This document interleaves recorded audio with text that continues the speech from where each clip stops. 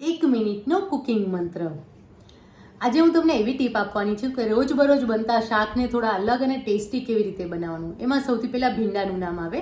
ભીંડા આપણા ઘરે બધાના ઘરે બનતા જ હોય છે. રેગ્યુલર વીકમાં એક વખત તો ભીંડાનું શાક બને જ. પર નોર્મલ રૂટીન આપણે ભીંડાનું શાક બનાવતા હોય છે. તો ભીંડાના શાકમાં કંઈક અલગ કરવા માટે એના ઉપર તમે શાક તૈયાર થઈ જાય એટલે એક મસાલો તમે ઉપરથી છાંટશો તો એ શાક બહુ જ સરસ લાગશે.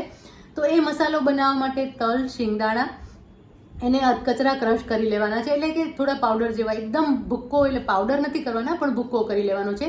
તલ સિંગદાણાને ક્રશ કરી અને તમે એક ડબ્બામાં ભરી શકો છો. તો તલ સિંગદાણાનો ભૂક્કો લેવાનો, એની સાથે 2 ચમચી ચણાનો લોટ ઉમેરવાનો, 5 ચમચી આમચૂર પાવડર અને 1 ચમચી ખાંડ, આ બધી જ વસ્તુને મિક્સ કરી અને ભીંડાના શાક ઉપર છાંટી દેવાનો છે. રૂટીનનો મસાલો તો આપણે ઉમેરતા જ હોઈએ છીએ, લાલ મરચું, ધાણા જીરું, હિંગ, હળદર.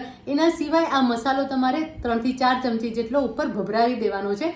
તો ભીંડાનું શાક એકદમ ટેસ્ટી અને કંઈક અલગ બનશે.